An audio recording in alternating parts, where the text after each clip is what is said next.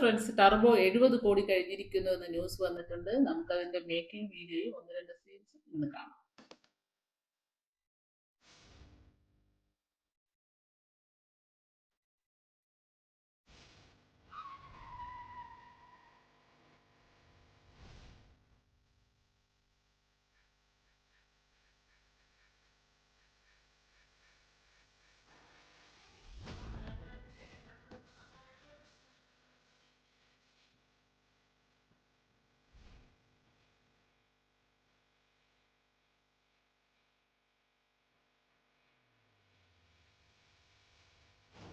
ഇതൊക്കെ എങ്ങനെ എടുത്താണ്?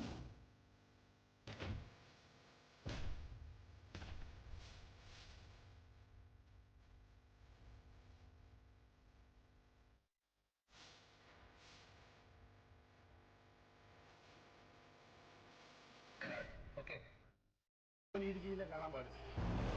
എന്നാടാ ജെറി, ഈ വർഗീസ് പുണ്യാളിന്റെ അല്ലേ പെരുന്നാള്?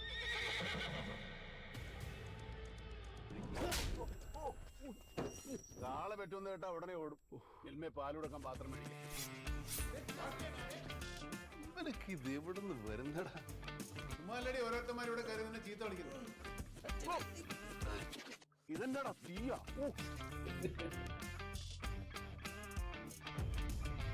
എനിക്ക് കൊച്ചിന്റെ കാശൊന്നും വേണ്ട. ഞാനൊരു ഫോൺ വിളിച്ച് പറഞ്ഞാൽ ഗൂഗിളിൽ പൈസ വരും. അല്ല, ഒരാൾ വേണ്ടെന്ന് പറഞ്ഞാൽ തിരിച്ചു നോക്കുവാണോ? ഒന്ന് നിർബന്ധിച്ച് നോക്കണ്ടേ? നിർബന്ധിച്ച് നോക്കും, ഞാൻ വാങ്ങിക്കും. വീട്ടിലെന്നെ ഒരു ചോന്ത പിടിച്ച സ്റ്റാർ നോക്കിയല്ലോടാ. മാത്തു കുടിച്ചായോ? ഞാൻ ഒന്ന് ഇടപെടട്ടെ ചെറുതായിട്ട്.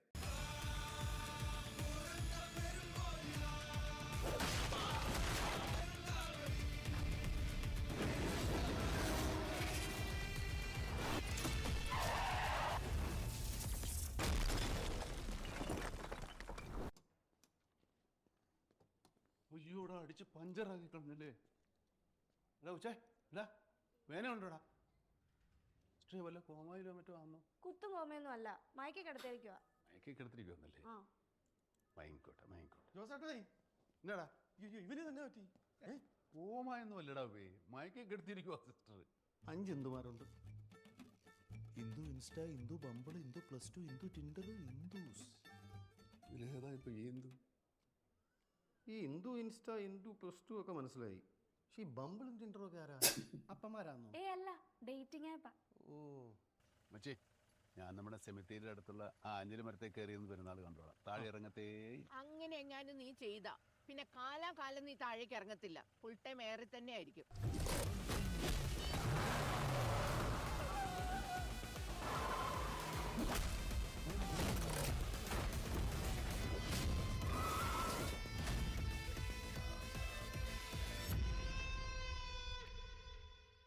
ടർബോയുടെ മേക്കിംഗ് വീഡിയോ എനിക്ക് സൂപ്പറായിട്ട് തോന്നി കേട്ടോ. എല്ലാ സീൻസൊക്കെ അടിപൊളിയായിട്ട് എടുത്തിട്ടുണ്ടായിരുന്നു അവർ.